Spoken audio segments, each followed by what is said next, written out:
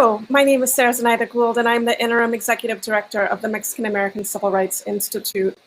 I'm pleased to introduce tonight's panelists for a discussion about a history of violence targeting Mexican descent people in the Texas borderlands. Tonight, we are joined by three scholars who are part of a collective called Refusing to Forget, which recently received the Herbert Feist Award from the American Historical Association for distinguished contributions to public history in the last decade. Before I introduce the panelists, I'd like to thank our funders, including the City of San Antonio, Bexar County, and all of our individual supporters. If you'd like to learn more about supporting MACR, I invite you to visit somosmacri.org and find out all the various ways you can donate. Okay, and now I would like to introduce our panelists. First up, we have Dr. John Moran Gonzalez, who is director of the Center for Mexican American Studies, as well as the J. Frank Dobie Regents Professor of American and English Literature at the University of Texas at Austin.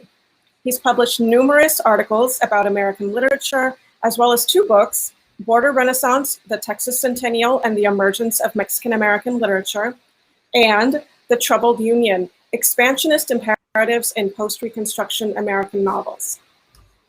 Also, we have with us Ben Johnson, a professor in the History Department and School of Environmental Sustainability at Loyola University, Chicago. He's a member of the Texas Institute of Letters and the author of numerous works on the US-Mexico border, including Revolution in Texas, How a Forgotten Rebellion and Its Bloody Suppression Turned Mexicans into Americans, Border Town, The Odyssey of an American Place, and Bridging National Borders in North America. And last but not least is Christopher Cormona, who is Associate Professor of Mexican American Studies and Creative Writing at the University of Texas at Rio Grande Valley. He's also very active in the movement to implement Mexican American Studies in pre-K through 12 education in Texas. He has a number of publications, including the short story collection, The Road to Llorona Park, 3 books of poetry, and a young adult novella called El Rinche, The Ghost Ranger of the Rio Grande, about a Chicano superhero fighting Texas Rangers in the Rio Grande Valley from 1905 to 1920. He's currently working on a sequel to that book. So I'd like to now head over to our panelists. Thank you again for being with us tonight. And I just want to start out by asking, what is Refusing to Forget and how did you come together? And let's start with John. Thank you, Sarah. It's a real pleasure to be here with MACR and to all the folks out there who are listening to this. And it's our privilege to be part of this public history project that is Refusing to Forget. We created Refusing to Forget back in 2012, 2013, in order to begin a conversation about an episode of South Texas history that had been largely forgotten in public consciousness. It was a series of events and episodes that historians and professional academics, and of course, most importantly, descendants of those affected by those moments, by that violence. But nonetheless, it had largely disappeared from the public school curriculum, from general histories of Texas, and otherwise remained forgotten. So we decided to form Refusing to Forget in order to bring back to public consciousness an awareness of these events, particularly because they really resonated with the moment that we were beginning our work. Ben Johnson and I had a conversation in 2005, I think, about commemorating the centennial of La Matanza. But it really wasn't until he and Monica Munoz Martinez kind of really started organizing around this.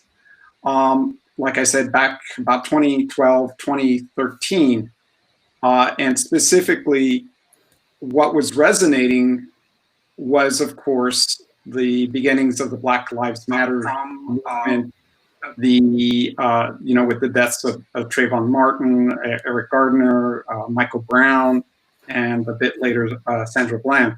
So and of course this was also the moment where the kind of immigrant detention camps along the border were really also ramping up. And so what we were seeing was a resurgence of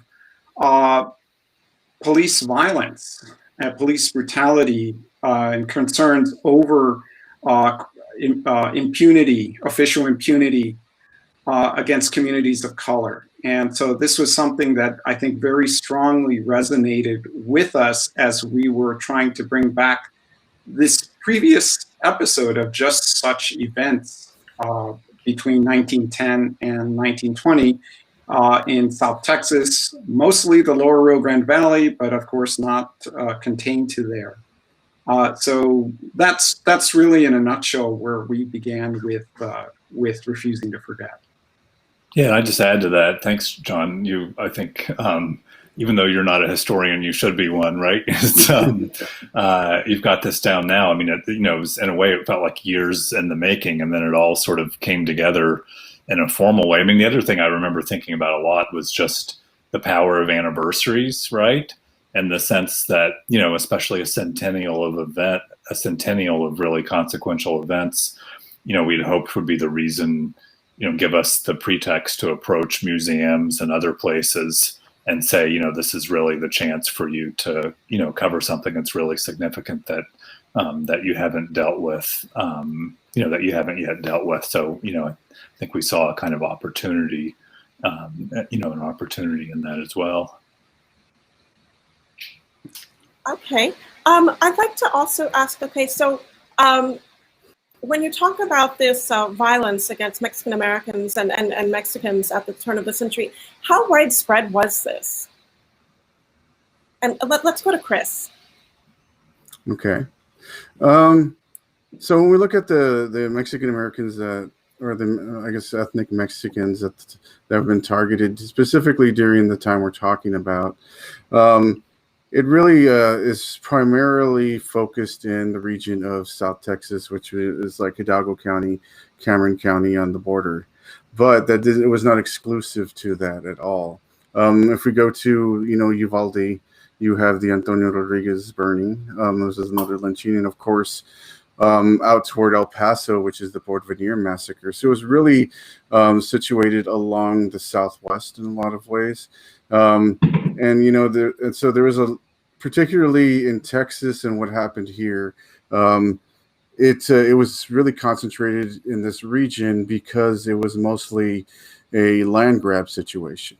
It was not really the same type of terror they were experiencing in the South with the massive amount of lynchings. It was mostly about taking the lands from these Mexican American landholders, the rancheros, that owned the lands down here. And that was, pretty much orchestrated in a lot of ways by the state of Texas and major corporations and the Anglo ranchers who were, adamant about taking the lands and terraforming it into agricultural, which is what it became.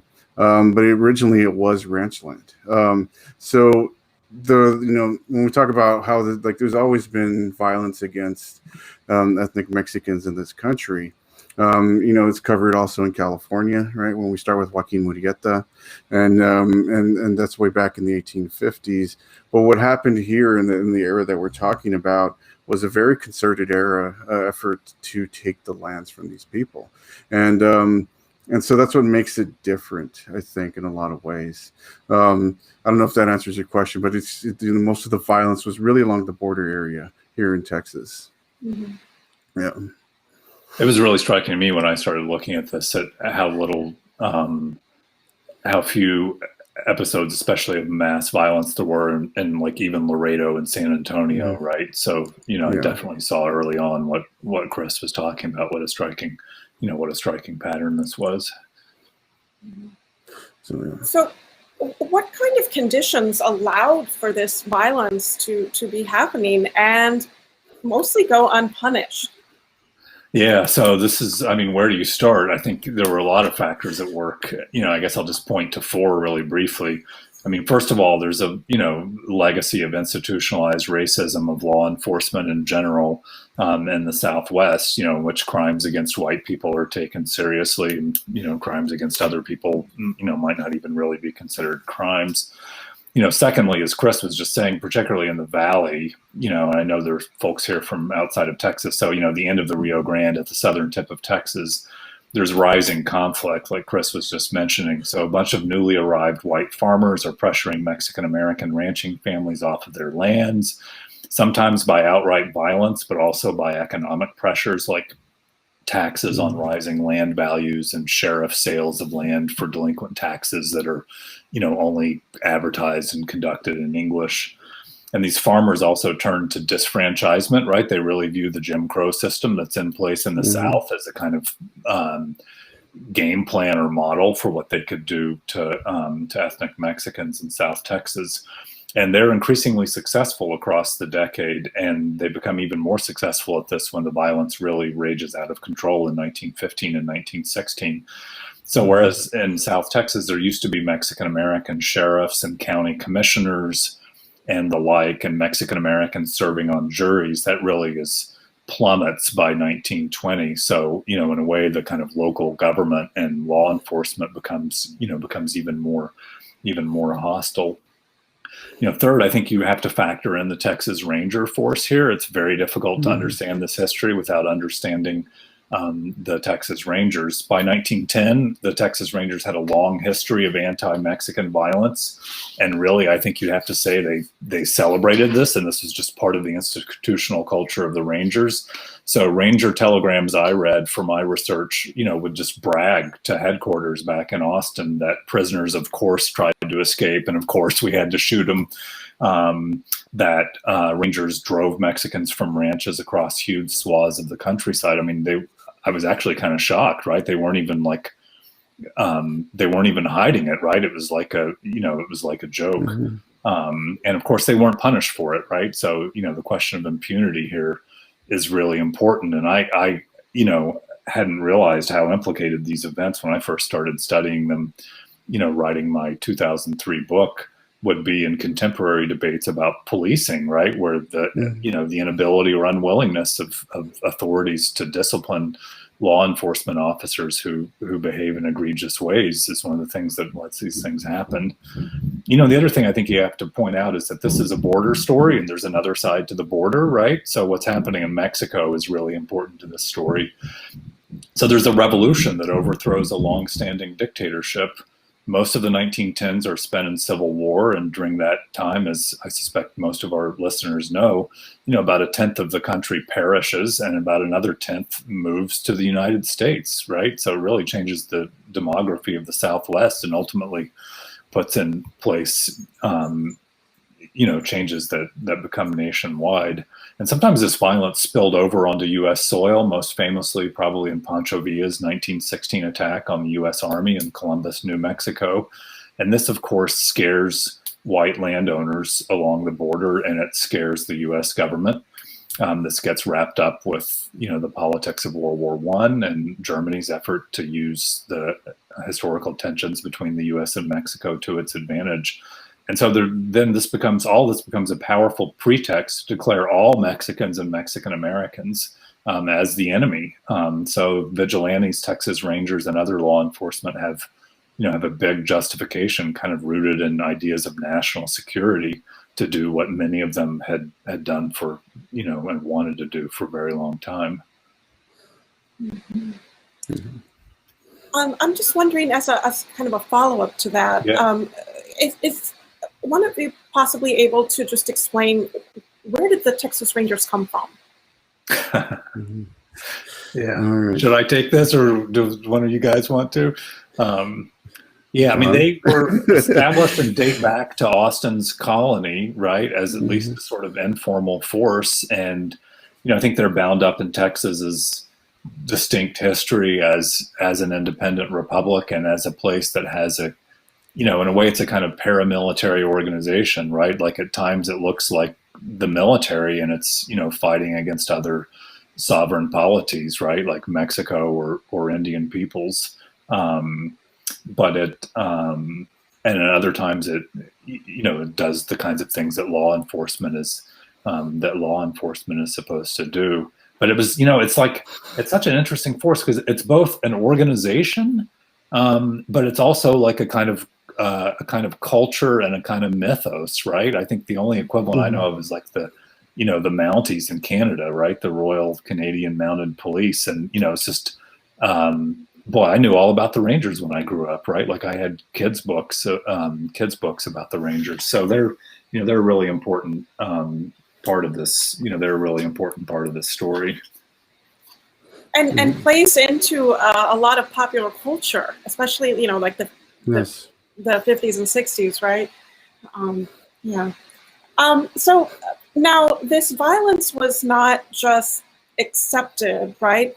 So how did Mexicans and Mexican Americans push back against this violence? Maybe let's go to John. Sure. Well, I think it is important to realize that Mexican or ethnic Mexican people, and by ethnic Mexican, this is both Mexican Americans who are citizens as well as Mexican nationals resident within Texas. It's important to realize that ethnic Mexicans did in fact fight back, right, in a number of ways against this sort of violence. They were very active in protesting what they saw as, what was this injustice against them, their families, and their communities. They were contacting the federal authorities, such as one incident where the residents of Kingsville were so concerned about intimidation by local law enforcement and the Rangers that they telegraphed President Woodrow Wilson to say, like, well, all somebody has to do is say that we're in with the revolutionaries, and we're dead. And so that's just one example of appealing to federal rather than state authorities for protection, right, for civil rights, essentially. And that's a strategy that would continue well past this era that we could perhaps talk further down the line. But other ways included in the wake of actual killings included court proceedings, either for restitution, and in the case of those who were Mexican nationals, through the councils. And one of the most interesting, if not just appalling, kind of facts about this era was that in some ways, Mexican nationals had better recourse to some semblance of justice than U.S. citizens did. And that's because the councils would bring the pressure of the Mexican government to bear upon the U.S. government, upon the federal government, who would then in turn, put pressure on state authorities. So whereas U.S. citizens, Mexican Americans who were U.S. citizens, could scarcely get, indictments, arrests, indictments, or convictions of any law enforcement involved in these sorts of atrocities. So this is one of those instances where, ironically, there was a better chance of recourse if you were Mexican national rather than a U.S. citizen. Mm-hmm. Interesting. Yes. Well, Chris, do you want to jump in?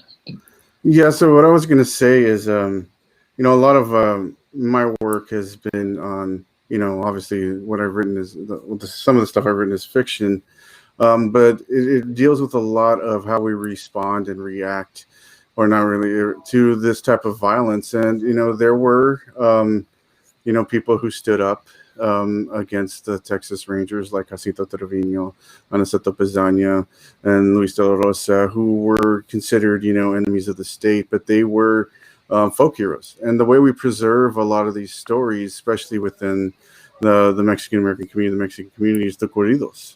and through the stories that, you know, I learned, because I learned these stories very young from my grandfather who lived through this time.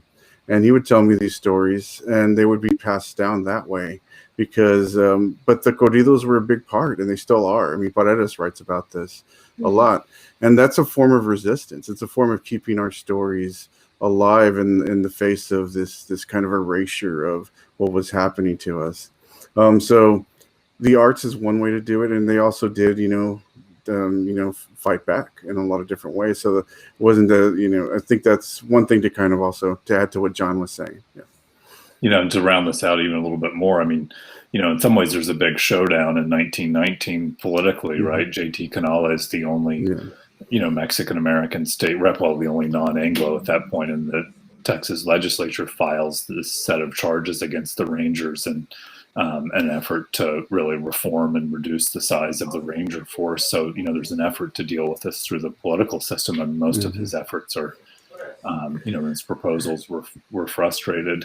You know, I was also struck just in the course of doing this research of these examples of people who, you know, people who stood up, you know, including Anglos who stood up, right? So there's one lawyer in Kingsville, I think, who ends up getting pistol whipped by a Texas Ranger because he's, you know, he's doing his job, right, and trying to get the legal system to actually work for everybody. There's another, you know, there's another lawyer in Brownsville who is friends with J.T. Canales, who goes around trying to make a list of people that Lawn Hill had killed or run off of their land, you know, and works with the Mexican consul. And, you know, it's really poignant. He says, you know, at some point he realizes he can't do anything about it in the moment, but his hope is that this leaves a, you know, that this leaves a record, and that at some point, you know, this history will all come out.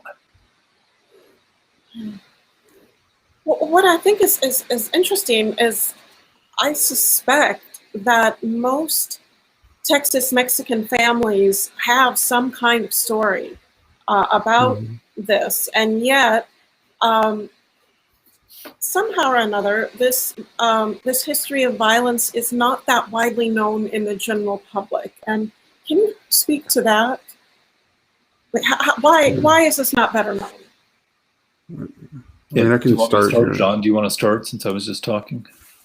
Yeah. Sure. Absolutely. This history has, in fact, been, it's not been simply forgotten, it's been erased. And that is because, you know, it's a very ugly and troubling story, even though it is essential part of what has long been the kind of white supremacist triumphalism of the history of the state of Texas. This is something that has not new, but has been perpetrated not in public history books. So if you know, there was this series, very popular series back in the 30s and 40s called Texas History Movies that laid out a very biased kind of version of Texas history. You know, later on, popular culture was instrumental in cementing the role of the Rangers in this history, and but it disappears from the public school curriculum, right? As a kind of significant event. You know, that is, it is written off as something that is one was justified early on, but then becomes an embarrassment. So you know, one only need consider what happens to the transcripts of the 1919 investigation of the Rangers that Ben mentioned, the Canales investigation.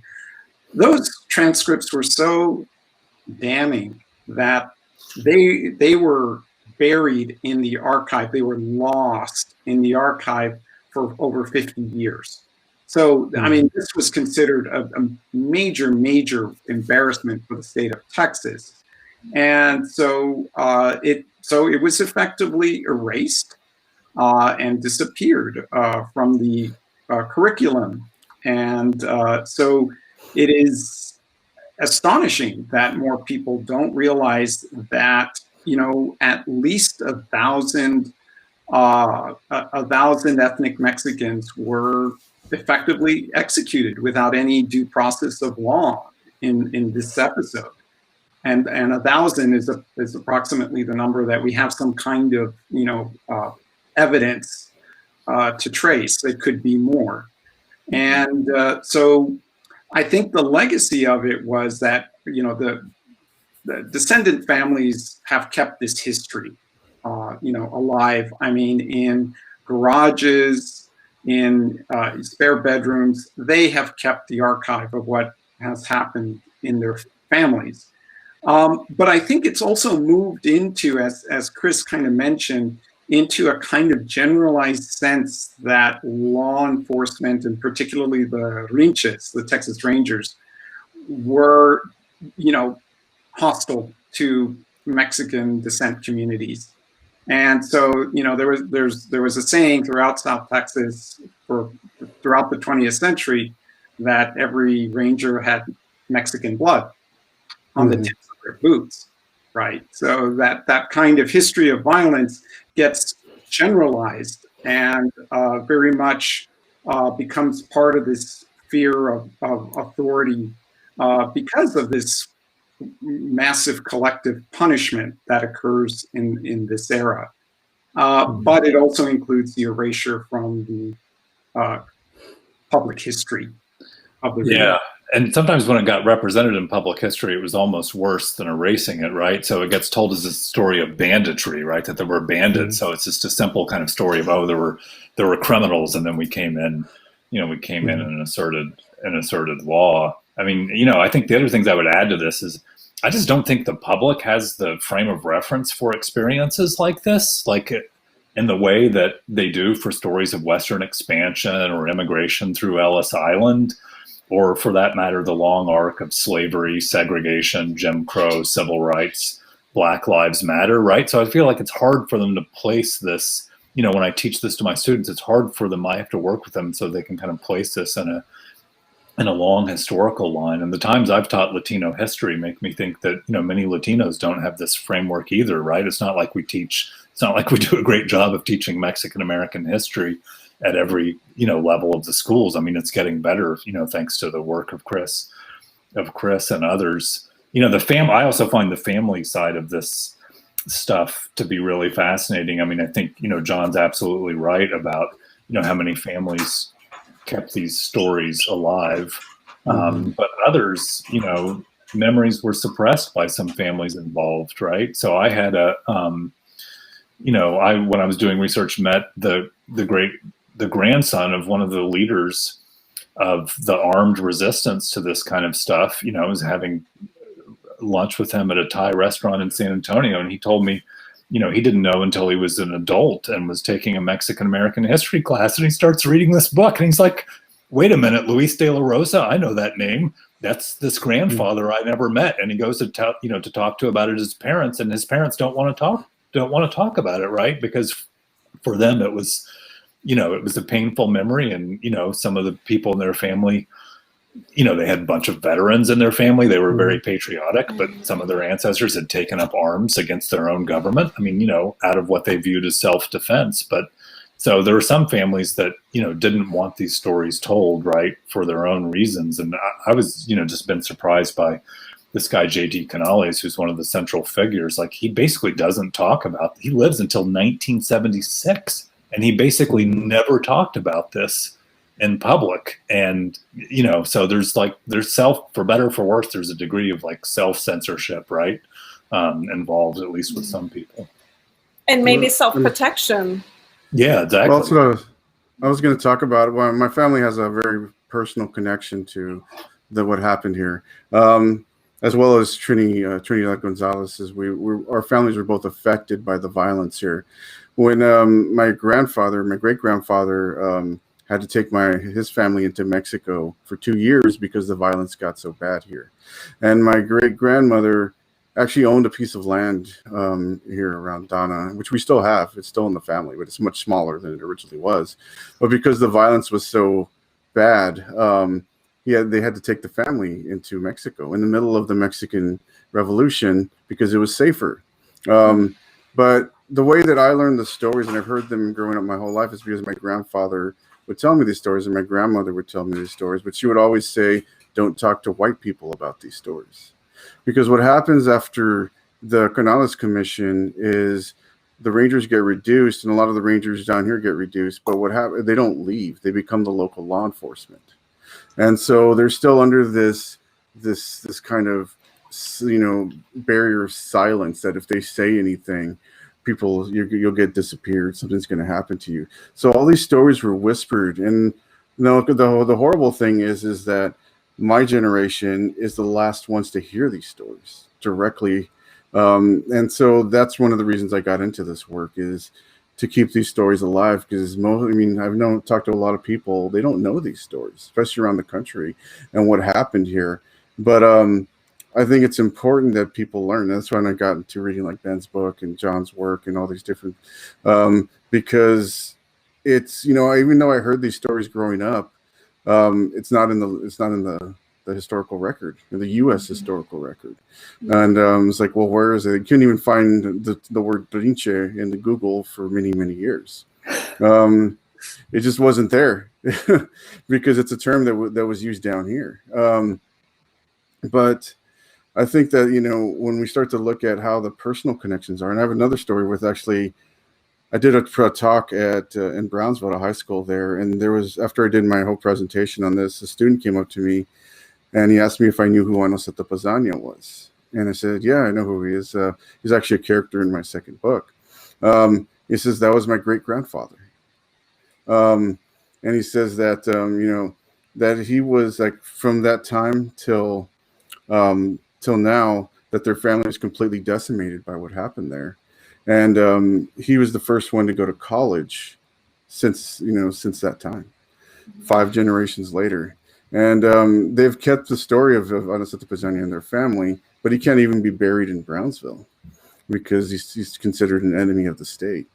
But yeah, we can have a memorial to Jefferson Davis in Washington Park in Brownsville, which I think is, kind of crazy.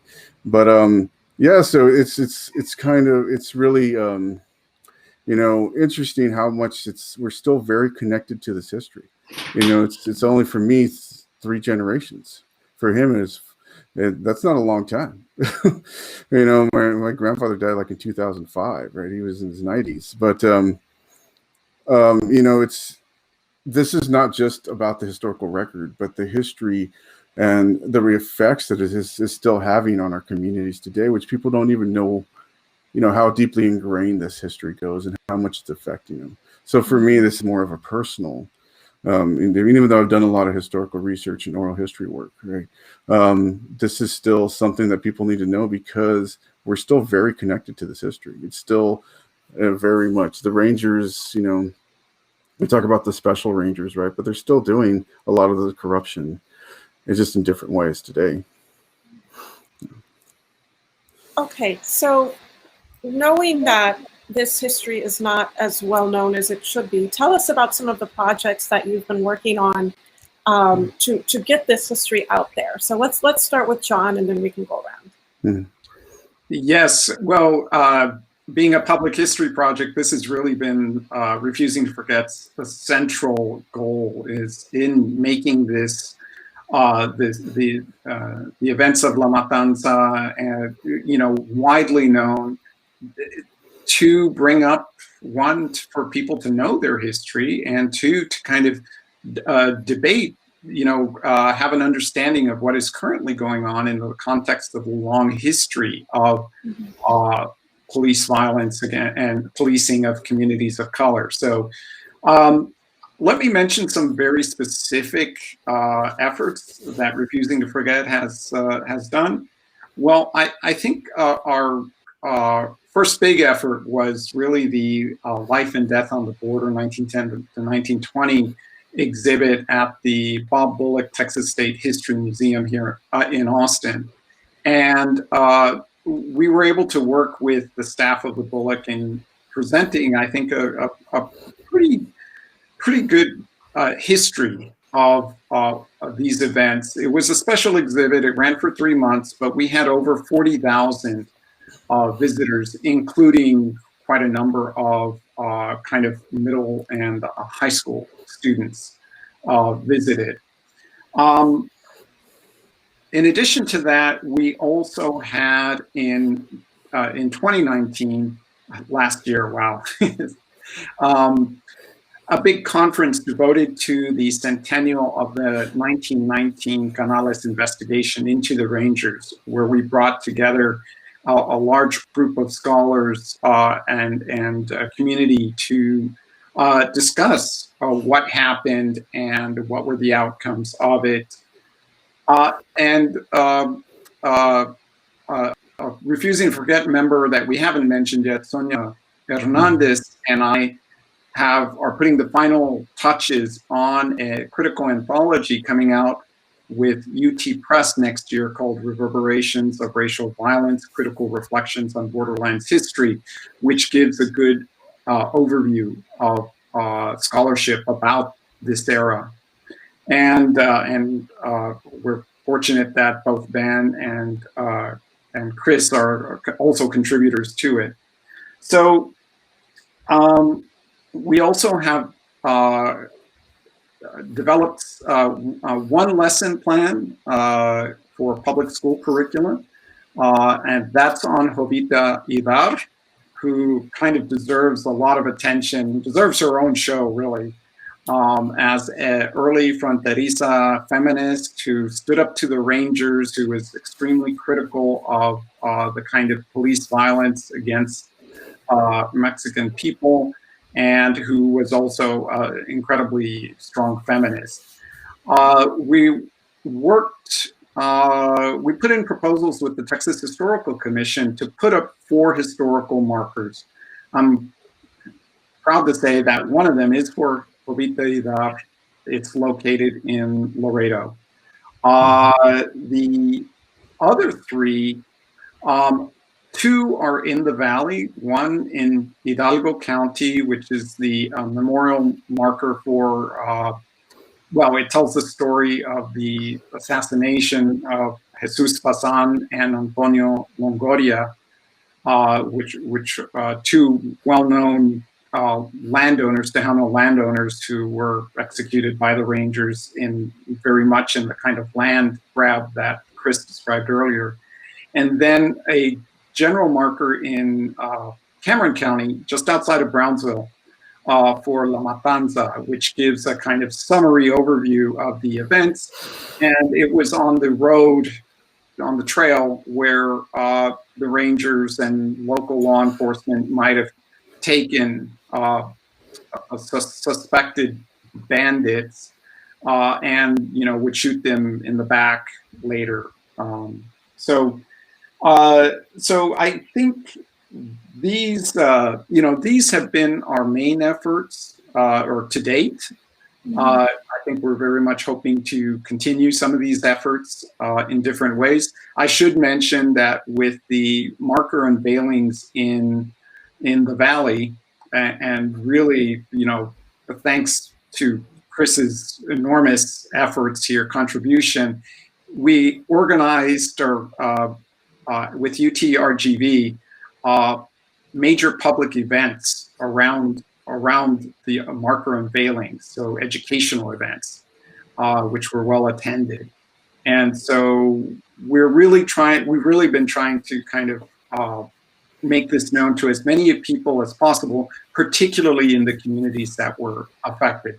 One final historical marker that I need to mention was that Monica Munoz Martinez put in a proposal for the marker at Veneer. And, considering the scale of that massacre of 16 Mexican men with no due process whatsoever out in far west Texas, that there had not been a marker prior to our efforts speaks volumes of the way that this history has otherwise been forgotten. And what an accomplishment to get that exhibit at the Bullock. I think that for years, my commentary, but for years, the Bullock has struggled to represent the history of people of color in Texas. And so it was really something that I think I know I was so proud when that was there, and so happy to see so many people turn out to see that exhibit. I think that people who never would have even thought to step foot into that museum came for that exhibit. So And I've got to give congratulations. credit to them too, though, for this, right? Like they, I remember calling their then exhibits director and just thinking, okay, this is like going to be a tough conversation or maybe a really short conversation, but she totally saw it, and she acknowledged the critique that you just made. They're trying to they're trying to grow, and they're trying to serve all of Texas. So that was a really rewarding partnership. We've had some unexpected surprises in a bad way along the road, including a lot of opposition to the poor Veneer marker, but we've also had some really reassuring experiences with all kinds of people of goodwill and just responsible professionals who want these kind of stories to be told and understand the importance of that.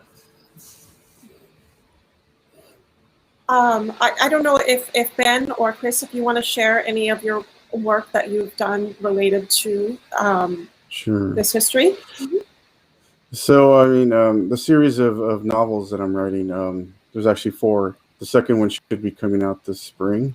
Has been, one of the biggest contributions I've had to this work. I mean, I've written like the article that's going to be in the reverberations of is it the reverberations of violence? I believe that that's more of a scholarly piece, but I found that with the work that I do with that, and also this series of talks that we have, and really bringing this to my students. But for me in the literary world, when I was starting to work on this, there was really only Americo Paredes who had written about this back in 1958.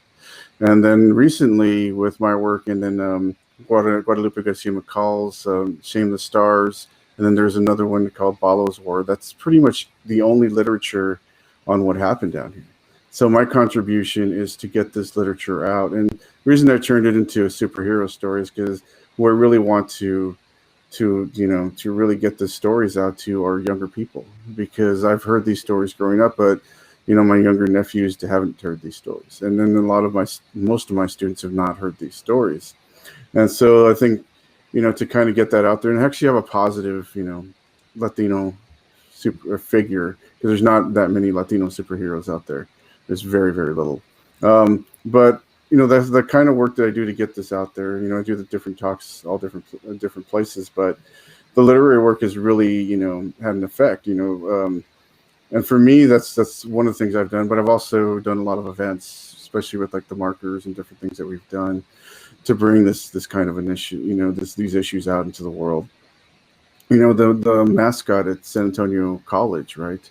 Working with them to get that removed. And then John wrote a great letter, and so did Sonia, to, where we pushed that through.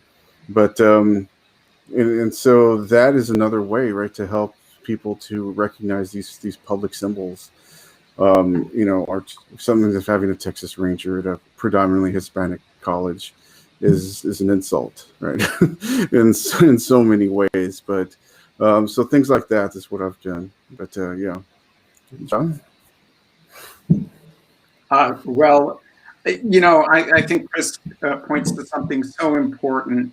There's been quite a bit of discussion of how the removal of Confederate monuments, right? And because of what they symbolize, because of course these were the 19th century way of policing social relations along white supremacist lines, right? However, the kind of work of culture that Chris is describing is incredibly relevant to this particular discussion, because the Texas Rangers were not primarily memorialized through statuary or through monuments in public squares. No, they were memorialized and commemorated in the 20th century form. That is through the media, that is through radio, through novels, through television and film. And so those are the kind of monuments, and they're much harder to take down, right?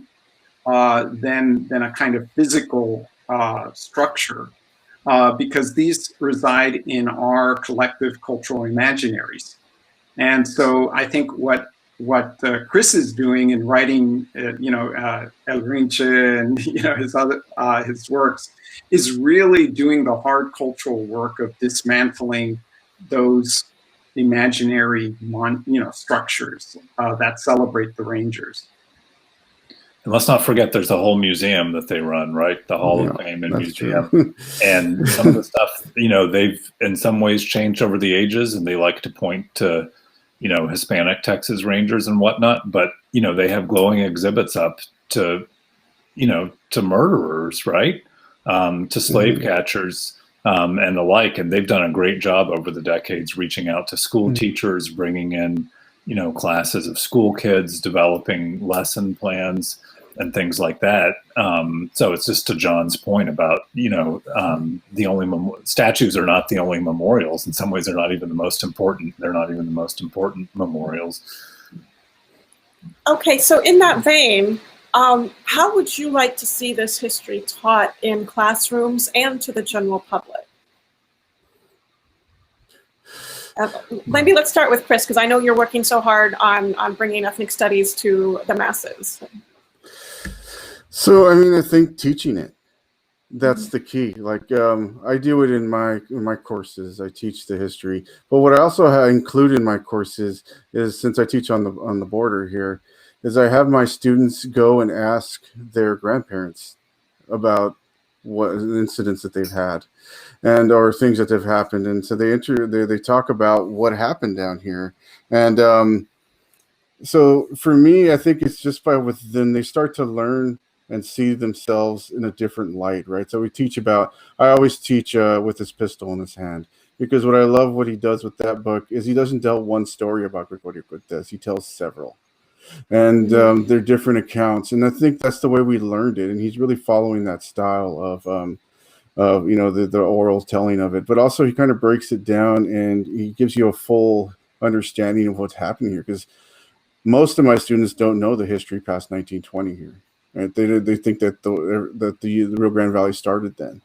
So I teach them, and also not just like the negative aspects, but also people like Jovita Idad, people like J.T. Canales, people like Americo Paredes, who both have elementary schools in Brownsville. And then Paredes line is the major street in Brownsville.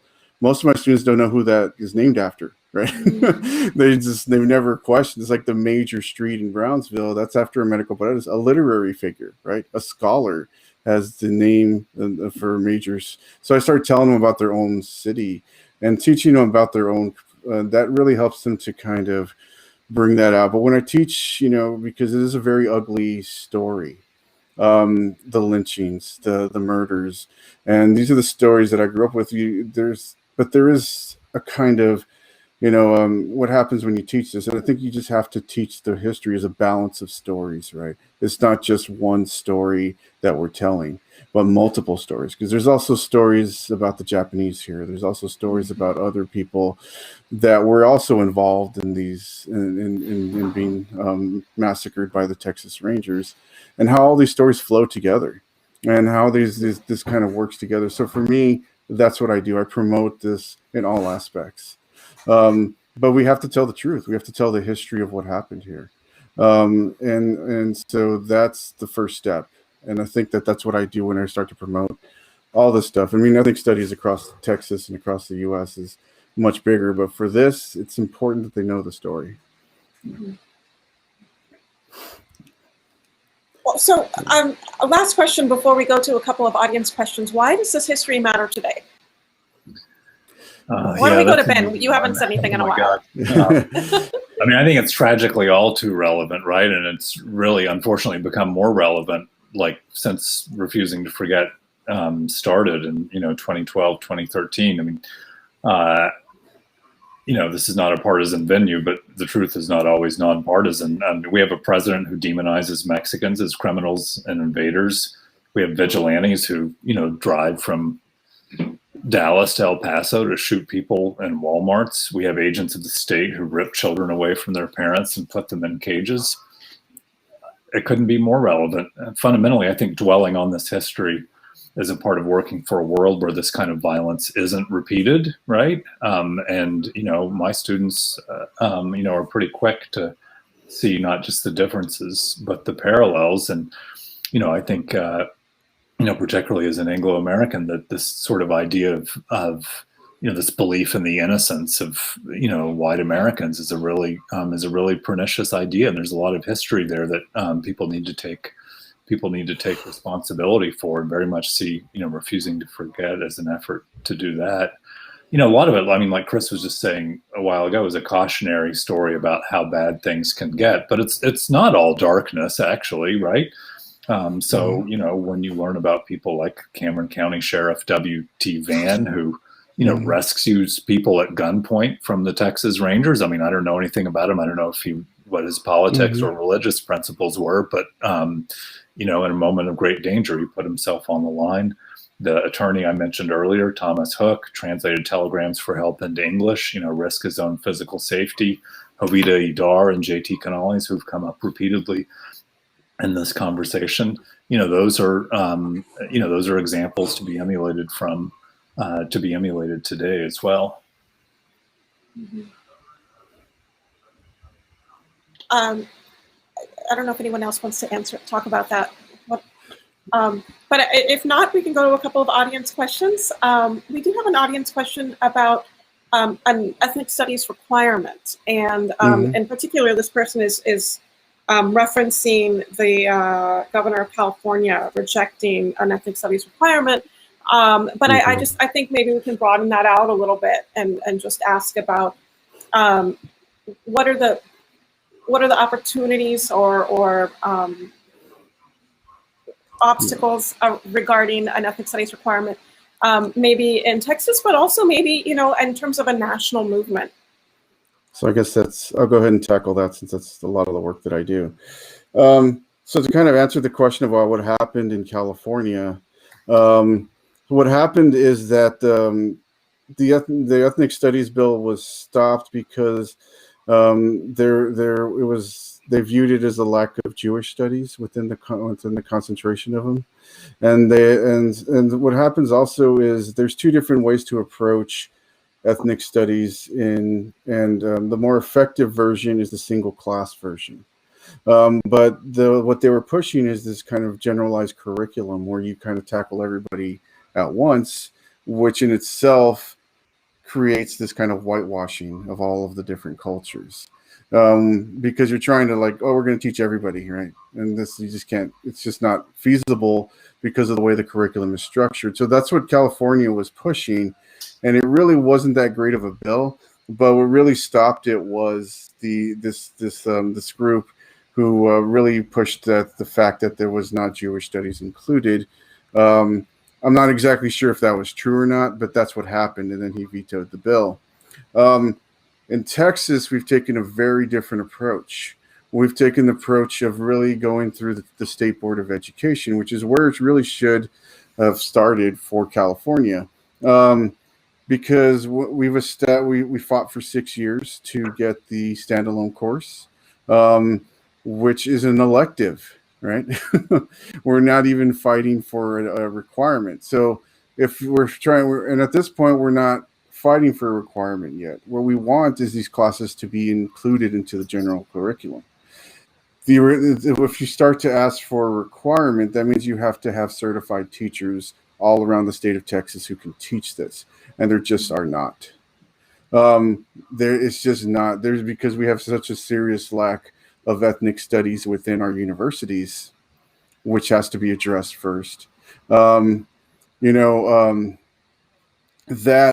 has to be worked in congruence with building these courses. But we do a lot of grassroots efforts to make, we do workshops such as the one they do in San Antonio, obviously the Teachers Academy. We do the summits every summer, and we try to do these different initiatives to try to train teachers. And as we try to get more of these classes into the curriculum, the single class structure works better because you're able to use that as a basis to teach ethnic studies in a different sense, teaching critical thinking skills, compassion, and things of this nature. Because even if you learn about let's say, Asian Americans, it's still going to give you a better understanding of how to learn about somebody else's culture and how to interact with these people, with different peoples, right? Than just like some Mexican American it's 56% of the student population in Texas, right? That's a majority. In any other sense, in math doesn't affect it here because the curriculum still is. I think there's 23% white, I believe is what it is in Texas. It's very low, but yet the curriculum is still very white-centric or Anglo-centric. And we don't have a curriculum that reflects the population, right? So if we're in, let's say, California, you would have a strong contingency or to teach Asian American studies, African American studies. And that would still get you where you need to go because it's about how these things work. But Angela Valenzuela does a much better job of explaining this. That's her whole field. But it's a complicated issue because when you're thinking about making something a requirement, that means that everybody across the state of Texas has to do it. And the problem with that is how do you know if they're teaching it correctly? Do they have the background to teach it?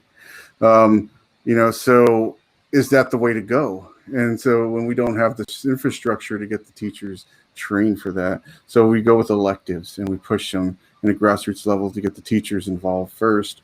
I know it's a long answer, but it's a huge, long endeavor to try to figure out how to do this. It's not an easy thing, but so I don't know if that answers the question, but it's just a very big subject. Yes. Thank you. I just want to acknowledge that a number of people have been sharing personal stories and information in the chat, and so they're not exactly questions, so I'm not going to read all of those, but I just want to thank you for sharing those stories with the audience tonight. There's somebody brought up the Alamo redevelopment plan, and it's slightly off topic, and yet I wanted to see if maybe we can bring it on topic, and that's that.